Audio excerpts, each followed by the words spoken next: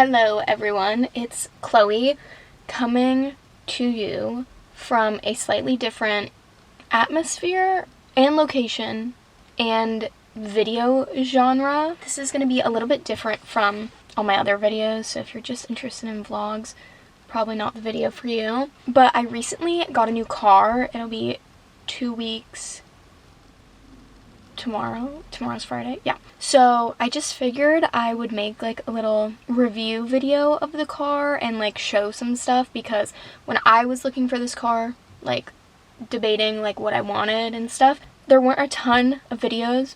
First of all, in America, like a lot of them are abroad, which kind of makes sense because it's a 2024 car, and I feel like in Europe and stuff, they got the cars faster than in America because there was like a backup getting them from Germany. I thought maybe this would be helpful to some people, and I'm gonna show some things that I know weren't mentioned in the videos that I watched. So yeah, I'm not a car guru or anything. Oh my god, there's someone next to my car, it scared me. Yeah, I'm not a car guru or anything, so I'm not really gonna get into like engine specifications.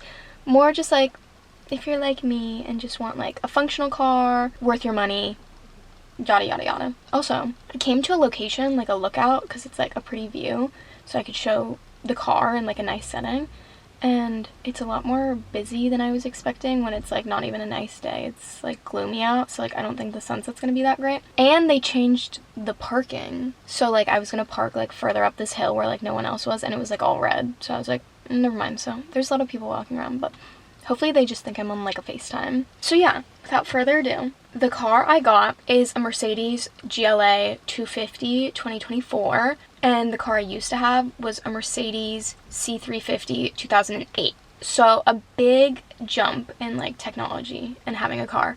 That old car was my first car. It was my family for 10 years. Like my mom drove it, and then she gave it to me because we didn't really want to buy a new car at the moment when I was in high school and got my license.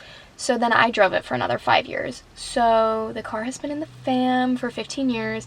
I loved that car. I mean, I was super fortunate to be driving like a luxury car as my first car, but it was nice not having to have a car payment when I was young. And it was great. It lasted all throughout the rest of high school, college, and everything.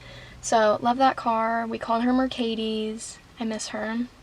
My family is very loyal towards Mercedes as a car company. So this is the third Mercedes we've bought at this specific dealer and just overall. So we kind of knew that's like what I was going to trade my old car in for. And I was just like super fortunate to get this nice of a car for my second car and first brand new car. But I was kind of hands off and like picking and stuff because like I wanted to get my parents' opinions and stuff. So, I keep saying and stuff. So, we went to Mercedes like 4 times total. Maybe 5. There might have been like an extra time like a year ago when we looked at cars, but like I wasn't that serious about buying. But I knew I wanted to get an SUV because I always, first of all, preferred being in SUVs. Like, even though I'm a really small person, I really like the extra space of an SUV, especially for passengers. And with my old car, like it seat 5 obviously, but it just was not that spacious for 5 people. So I knew I wanted to get an SUV because I am a photographer.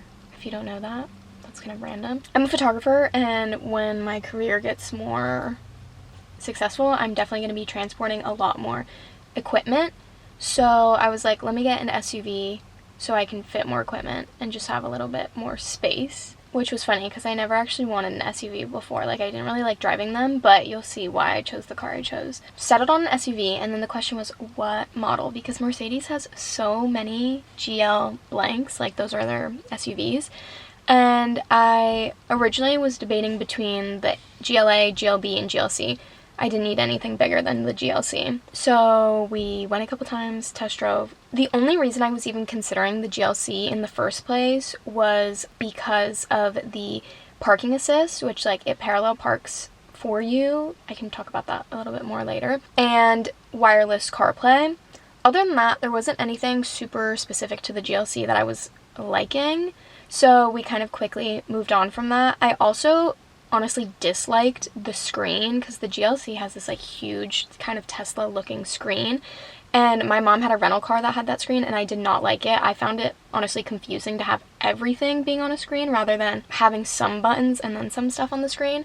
So GLC was pretty quickly like, don't need that big of a car, don't need to spend the extra on those certain features. So then we were debating on the GLA or the GLB, and we got really lucky because the second time we went back to look at the cars after we were like more serious about getting a car, they had just gotten in the 2024 GLA and GLBs the day before. So when we went like a month before, they had nothing 2024, which my family just always kind of prefers buying like that year's car or the next year's just for technology. So we were like, sick, like that's awesome timing. What are the differences? And there might be more differences, but the only ones that were like highlighted to me were slightly different body of the car. I would have to put like a side-by-side of a old GLA, a new GLA, but I just like the look of these ones better. The 2024 was just like a little bit more sporty, which I like. And GLA and GLB, it's now standard, like base model, comes with wireless CarPlay and parking assist. So those were the only two features that I was looking at for a GLC, and now all A and Bs have them. So that was like a great upgrade. So after seeing those, then I had to decide between the GLA and the GLB. And the only reason that I was debating for a long time, like I was at the dealership for so long, like, I don't know, was for the extra space in the GLB. I definitely prefer the shape and the look of the GLA, but the GLB has a bigger trunk and the back row seats slide, so you can get more legroom if you push them back or more trunk room if you push them forward. And I'm still kind of like, should I just got more space? Because like, I will show the trunk is kind of small. Like, without putting the seats down, I have less trunk space than in my old car, which I was like, that's like kind of not what I wanted. But it's an SUV, so the seats fold down, and I have yet to run into any problems with putting stuff in the back. So heavily debated, and then everyone, literally everyone, besides like one person, was saying to get the GLA, which I wasn't really taking into account like other people's opinions, but I just was like asking around like, what do you think? And everyone I looked online said the GLA would be good for my size, because I'm also 5 feet, and like all these cars have so much technology, like backup cameras and stuff, but it's still nice to have a car that I can like handle. Like, it's not too big where I'm like worried about backing up or anything or parking. So after a long debate, got a GLA. Another factor that played into it was that the GLA, like, they had the car exactly the color that I wanted, which is black and black interior with a sunroof. That was kind of like what I expected. The only specifications that I had when it came to getting a car were that I don't like white, and ideally I wanted a sunroof. Like, sunroof wasn't mandatory, but since my old car had one, like, it's kind of nice. After a long, many days and hours at Mercedes, we got the GLA, and I've had it for 2 weeks almost, and I'm obviously loving it. So I just wanted to talk about a couple things that I wrote in on my phone before I show you the car. And I'll show you the car and like show what I'm talking about as I'm speaking, if that makes sense. I'm gonna start like talking about the back of the car and then moving forward, so that makes sense. And hopefully I remember to take video clips of everything that I'm talking about. But in the back, it has hands-free trunk opening. I don't even know what to call that. You basically can kick your foot under the trunk and it'll open. My mom's current car has that, but it was trickier to get on her car. Like, you have to get your foot like in the right spot for it to open on my mom's car, but on mine, it's pretty good. Also, we adjusted at the dealership. If you're a short queen like me, you can adjust the height that the trunk opens to, because when it opens, like default, I would kind of have to like go on my tippy toes to press the button to close it. But once I bought it, the like tech product person who shows you all the cool gadgets like adjusted the height to me. So if that's something you're concerned about, you can get that fixed. So now it's at a nice height, so I can just like press it. Trunk, like I said, is a little bit smaller than I wanted. As you can see, I don't have that much stuff in there right now, and it's like pretty full, but if I need more space, I can put down the seats, which is nice. I will say the trunk cover, like the thing that like pops up, I also don't really like that mechanism. I liked in the B and the C how it was like a thing that you pull to cover your stuff, whereas this one is like the hatchback where it like opens automatically, and you can take it off, but then that defeats the point of like having your stuff covered. Like, if you don't have any valuables in there, sure, take it off, but most stuff is valuable, you know, you want it covered. That's the trunk. The back, like, bottom opens up and there's an extra battery in there, which explained to me by Mercedes as, like, this car's a mild hybrid, not meaning like it charges a battery or like you get better gas mileage or anything like that, but it has an extra battery separate from the engine and all that stuff, that when you're at a stop and you go to accelerate, it gives a little bit more push. I want to say that was torque, like it gives more torque. I feel like that's what they described it as. And so this car has like the engine on and off like feature. I don't remember what that's called, but like eco, like when you're at a stop the engine turns off. It's very smooth. Like in my mom's car, which is a 2018 C300 coupe, when she stops it like shakes a little bit and turns off, and then when she starts it shakes a little bit, but it's like not noticeable. She doesn't care about it. But like if you're someone who really hates that, the new cars are so smooth, like when you come to a stop you don't even know that the engine's off. So that battery in the back, I guess, helps with that. I put a couple things under there because he said it was fine to store stuff as long as it's not on that battery, so you get a teeny bit of extra storage there. And I feel like that's all about the trunk that I wanted to mention. Moving on to the back row, the seats all fold down, and they can fold down, like you can put them all down and have a lot of space, or you can do two and keep one up, or you can do the two outside ones and put down the middle one. You can do, like, they all move separately, so you can do any configuration if you have like a lot of cargo and a lot of people in the back, which is nice. So far they're comfortable. I have yet to put 5 people in the car, like including me, so we haven't tested out how 3 people in the back is. I will say one thing that they did not mention, and that we didn't realize during the test drives until we literally already bought the car, was that it doesn't have cup holders in the back. Normally in Mercedes there's like a middle thing in the console that like comes down and it has 2 cup holders, and I think the GLB and C had it, but this one doesn't. So if you're in the back of my car, sorry, no cup holders. There's only 2 in the front also, and like the ones in the door are not that. I don't know if I would trust them. With like a water bottle, sure, but like an open drink, probably not. So everyone's gonna have to be very careful back there. And like, it just felt kind of like if I'm giving my honest opinion, there's a couple things that I'm kind of like, why did you have to cheap out on that? Like, I feel like that's one of those things where I'm like, I know this is like the lowest end SUV, but like, cup holders, come on. But also have yet to have like 5 drinks in here, so we'll see. Just wanted to mention that. Yeah. From what I've heard from like my dad sitting back there and stuff, you get good leg room. We'll see how it is with my tall friends eventually. But that's like pretty much the only thing to mention in the back. And then front seats. So very comfortable. Another tiny thing that I feel like they cheaped out on.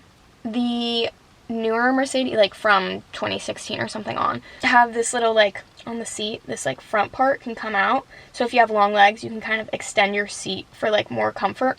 I don't like it. I have short legs, so I feel like it's pushing my legs like away from where I'm sitting. But in my mom's car and the other models, it was part of the electric seat. Like the dials, there was a dial for that, so you can move that part of the seat forward. But on this car, it's like a handle under the seat, and it's not electric, which I'm kind of like, once again, it's a Mercedes, like that stuff should kind of be like top quality, but I was kind of like, whatever. Not a big deal, but I don't know. It's important to know these things. Like, no one mentioned these things to me when I was getting the car. So I just wanted to point out small things that you might not notice until you get home and you're like, oh, I kind of don't love that.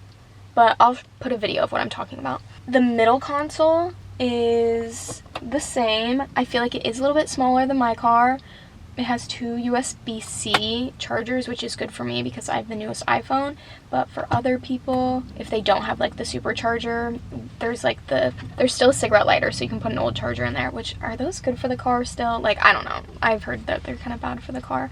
Probably won't try it, but yeah. They also got rid of the touchpad, so it's just like this little random compartment. I just put my phone there, even though it doesn't fit perfectly, but it's like, what else am I gonna put there? 2 cup holders. You can also like extend the cup holders if you have a smaller drink, which that is nice. But once again, 2 cup holders in the entire car, kind of random. Has another USB-C, has another compartment where you can just like put stuff. And like, I honestly, there's this like lever, I'll put it in the video. I don't know what that does. If anyone knows what that does, let me know, because it's kind of random. Also, because I'm not like a car guru, If I'm missing any features, or like you guys are like, oh wait, that's not right, like there is so-and-so, please let me know in the comments, because I have yet to like do a deep dive on all the features of my car, like in the manual and stuff. Windows, everything the same. Something like new to me, which like my old car didn't have, where you can program the seat height, which is incredibly helpful to me because I have to have my seat very far forward, and when I go to like a car wash or something and they scoot it all the way to the back, I have a tough time getting it back to exactly where I want it. So I have it programmed to be the perfect height when I'm wearing platforms and when I'm wearing flat shoes, and then like one of my parents can program it, which is so nice. The steering wheel no longer has like physical like individual buttons, like everything is like flat, and then when you press down it makes a selection or whatever. This lingo is like so bad, but I'm just trying to give like a real like girly pop review of this because not everyone's like a car guy. Headlights, automatic. I think the windshield wipers are automatic. It was like very lightly misting a couple days ago and they weren't coming on, but I think they're automatic, which my old car was. So like, yeah, I'm assuming my 2008 had them, so I'm assuming this car would have it.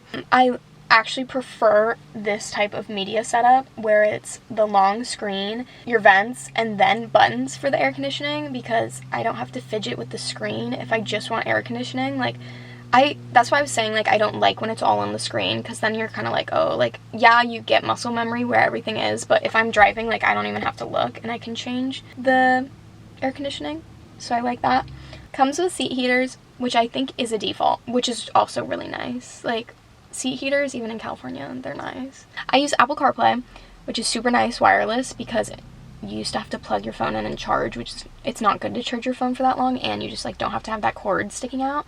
But when I get in the car, it automatically says, hello Chloe, and starts my CarPlay, which is super nice. And it being touchscreen is also really nice because they got rid of the touchpad, so now I can just like go on my screen, doodly-doo, and change stuff. I love the screen for the speedometer and stuff like that. Like, my old car was like a physical thing, and like those are just kind of like archaic looking, so I like it's very sleek. These won't show up in the video. I'll take a video when I get my parking garage better, but all the cars also come with the ambient light feature, which is so unnecessary, but like kind of just adds a little bit of personality to your car. I will probably have mine on pink for most of the year. Maybe I'll change it for like holidays, but it's a little like just personal touch, which I think is fun.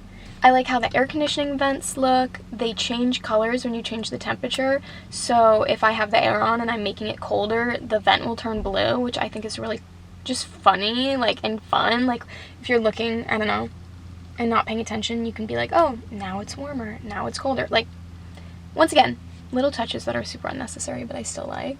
Glove compartment is a good size. Rear view mirror is nice, and it's like fully the mirror. You can program it to open your garage, which is pretty standard in Mercedes. I don't have a garage like that, so I won't be using that. These buttons up here are pretty standard. Doesn't have a sunglass like compartment, which I kind of wish it did, because I do have a pair of spare sunglasses that I keep in the car. And then the sunroof, which I'll show. Pretty much all of those are the same mechanics and buttons as my old car. I feel like they're pretty standard in Mercedes. The sunroof is also like automatic. Like, you don't have to hold it to get it to go all the way back. Like, you push down all the way and let go, and then it'll open. Has the blind spot detectors, which are, I don't fully 100% rely on them because I have been driving for 5 years and I'm just used to checking my blind spots, and like, you never know if it's off, but it's nice because it'll go red if someone's next to you in your blind spot, and it'll beep if you have your blinker on to be like, hey, don't get over right now. It also has, I'm trying to exit alarm or like something where if you're parked and a car comes like right up next to you, it'll beep red being like, don't get out, like it's not safe to get out. I'm not entirely sure when it works. Like, it did work for me when I was on like a busy street, but like I can't tell what, I don't know what the measurement of how close a car would have to be for it to beep. The car has 360 sensors, which is nice, hence why it can parallel park for you. The backup camera is really nice and can go really wide. It's also just like very clear. Beeps if you get too close to anything. The side sensors are nice, and it has front sensors, and basically when you pull into park or when you're just driving, at like, I want to say under 20 miles per hour, it beeps if you're getting too close to anything, or it shows you if you're getting too close to anything. Like in my parking garage actually a couple days ago, they were doing construction and the worker was like, you can come through, and he had a car like blocking off part of it, and I was like, this is really narrow. Like if it was my old car, I don't know if I would have trusted myself, but in this car, I started going, it was a really tight squeeze, and immediately it starts beeping, like beep beep beep, like freaking out, because it'll do like yellow, orange, red as like how close things are to you. So like yellow is like you have space, but like there is something there. Orange is like you're getting closer. Red is like stop. So like when you're parking, it does the same thing. And so it was freaking out red, and I also was like, if I scratch my car, I'm gonna freak out at this worker. But it was still beeping red, but like I still had a little bit of space. So I mean, that's just nice to know, like when you're parking and stuff and like tight squeezes, narrow streets, I don't know. So the 360 sensors are super nice. Also, since I haven't driven an SUV like full time, I'm still getting used to like how parking it is, and having that in the front is really nice, because then I can be like, oh, I don't need to pull up, like I'm good, like I can see that it says like there's a wall there, like whatever. Body wise of the car, I really like how it looks. I think it's really sleek. Also, I think it's very sexy, but also like could be masculine if you're a guy and you want this car, or whatever you're into. Like I think it's just a really nice shape, whereas the B is a little more bulky and boxy, which I wasn't super in love with. So I really love how the car looks. That like goes without saying. I'm trying to think if there's anything else worth mentioning. Here's worth mentioning, because they didn't mention it to me when we were getting the car, or to my mom, but most newer Mercedes, as in like 6 years plus till now, have run flat tires, which is cool in theory, because if you get like a flat tire, allegedly you can drive 100 miles on it, which like, why are you driving 100 miles on a flat tire unless you're like literally in the middle of nowhere? But like still, a lot of times there's AAA and whatever. But I mean, that's cool, and it's like the default unless you maybe build a car or like certain cars. The downside is they're very expensive, and you have to change them, I want to say, every 2 years. So yeah, that's a bummer. All 4 of my tires are run flat, so that's gonna cost me a lot of money in 2 years. Whereas my mom's, only 2 of her tires are. It has something to do with like the tires, like when the engine goes, are on SUVs push from the back wheels, whereas sedans pull from the front wheels. I don't know. I'm not going to get too technical because that is not my forte. But we did debate if I wanted to build a car and wait 3 to 4 months so I could get like every single color I wanted and every feature, whatever.